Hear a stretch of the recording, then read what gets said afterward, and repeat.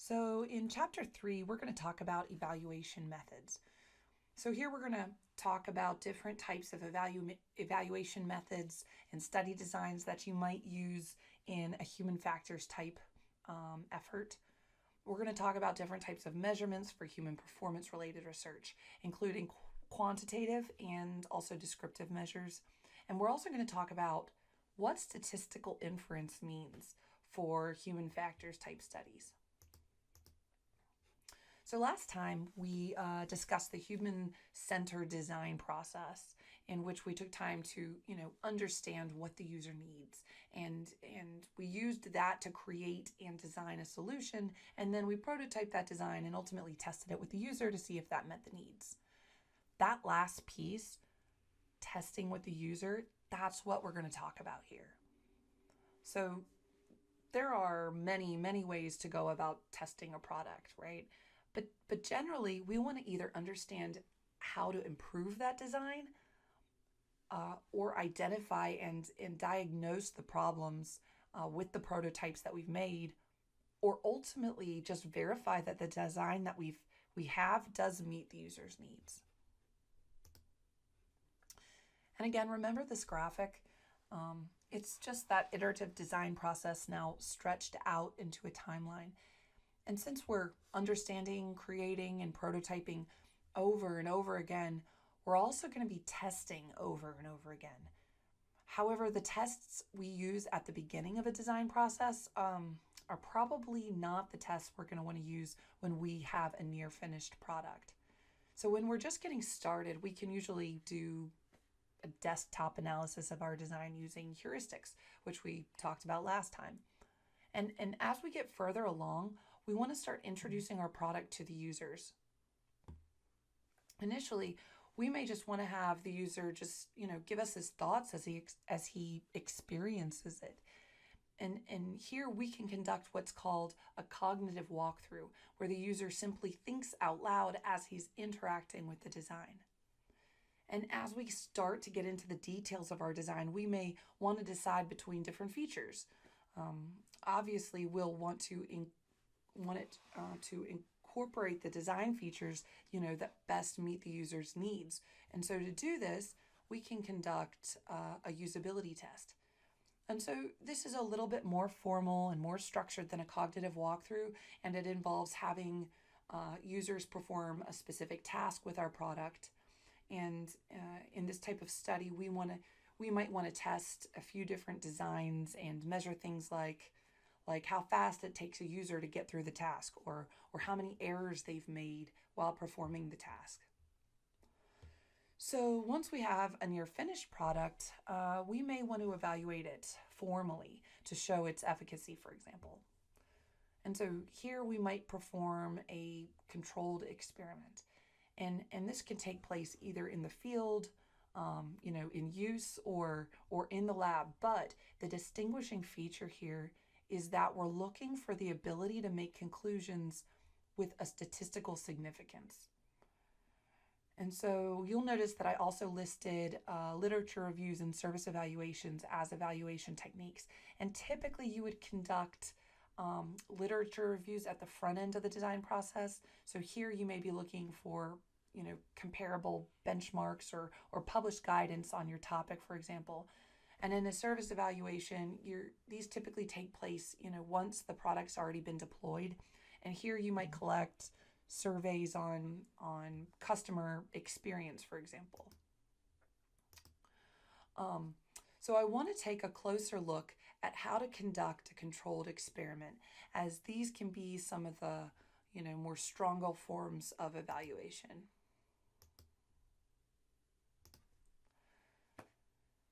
So we talked about when to conduct a controlled experiment, but what are we trying to do here? In a sense, we're just trying to understand the relationships between independent variables and dependent variables. Okay, so think back to statistics. In order to design a good experiment with good control, the independent variables should be changed while all the other variables should be kept as consistent as possible, right? So think about what this means. In a perfect world, we wouldn't need to conduct studies in a lab, right? But the problem is the world is messy and people are messy. So as human factors engineers, we typically conduct evaluations of our products in the field. So, real world variabilities, they're just something we have to be concerned with and something we have to design for. So from a statistics standpoint, however, you may recall the law of large numbers and regression to the mean. Essentially, the more data we collect, the more confident we can be in our findings. So for studies involving people, this usually means that that we have to find a lot of subjects to participate in our study, right? And the problem is, or unfortunately, that can get really expensive really fast. Also, to conduct controlled studies with people, we'll need to look at a few different setups for how to do this. So we're going to need to look at how to set up a study when we have one or more independent variables, and those are called one-factor designs or multi-factor designs. And we'll also need to look at how to test with people when we don't have a, infinite pool of people to draw from, right? When people are limited. So here we're going to talk about between subjects designs, within subjects designs, and mixed designs. So when we're talking about how to design our experiment, we have to first decide how many independent variables we want to evaluate. So at the most basic level, we could just evaluate one variable, and this is called single factor evaluation. So the picture here shows only two levels, A1 and A2, but of course there could be as many as you want. So maybe you need to decide what color to make a heads-up display that you're designing for a new car, okay? If you just needed to choose between red and blue, you would just evaluate it at those two levels. But if you needed to choose between, red, blue, yellow, and white, then your single factor design would have 4 levels. Okay, so if you need to evaluate more than one independent variable, you'll need to expose users to different scenarios. And in the two-factor evaluation block, you can see, for example, that the first scenario exposes users to both A1 and B1 together. So what do you do if you have more than 2 variables? and that's where stuff gets fun. So now you're starting to create scenarios with different combinations of your variables at different levels. You can see that the more variables you have and the more levels that each variable contains, the more complicated and large your study will get. So now the first scenario exposes users to the variable A level 1, the variable B level 2, and variable C level 1. Okay, so if there are 2 scenarios in the single factor study and there are 4 scenarios in the 2-factor study, how many scenarios are there in the 3-factor study that I've listed here?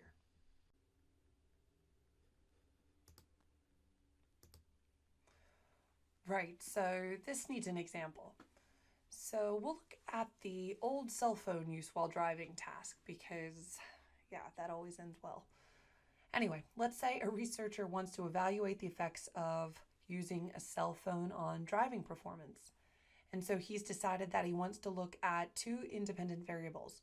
So the first one is cell phone usage, and the second is traffic complexity, so light traffic versus heavy traffic.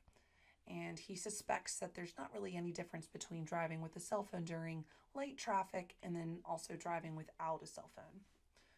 So he's going to look at how well the driver was able to stay in their own lane. So he's capturing the average numbers of lane deviations during the drive. So we know that this is a 2-factor design, but how do we assign subjects? So probably the cleanest way to assign subjects is to use what's called a between subjects design. And this just means that each scenario is completed by a different person. And so you can see here that the guy in black is going to experience no cell phone usage while driving in light traffic conditions, where the guy in red is going to have no cell phone while he drives in heavy traffic. So the nice thing about this is that we don't have to run into any confounding effects. The challenges, however, is that right now we only have a sample size of 1. So if we wanted to achieve any kind of statistical significance, we would have to repeat this many, many times. That means 4 times as many repetitions as we determine necessary.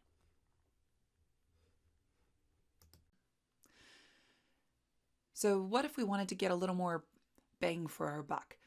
I mean, we've hired Mr. Black to participate in the study, so it would be a shame if we just got one data point from him, right? Wouldn't it be nice if we could capture data from him across all of the conditions? So if I did that, I mean, I could effectively quadruple my productivity in this design. Well, that's what a within subjects design does for us. It basically puts the same subject in all of the condition variations, so in all of the scenarios. And so just comparing, this with the last between subjects design, I think you can see that you now have a sample size of 4 versus, 1. So the good thing about this is that we can use it when we have, a limited number of people or limited number of participants. The challenge is that we may start to encounter what's called confounding effects. So, for example, if Mr. Black here drove in heavy traffic without his cell phone first, he may naturally be a little better at driving in the heavy traffic condition when he is using his cell phone. And just because he got the benefit of heavy traffic practice the first time around.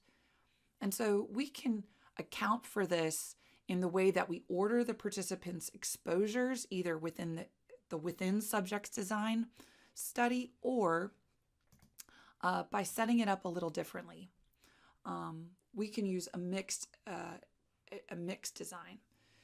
So if learning effects or other confounding effects are a problem, we can always remove them using this type of design. So here, it is what it sounds like. If you're just assigning some groups to one independent variable level and some groups of the people to the other independent variable level, essentially it's a few independent variables are between subjects and a few are within subjects.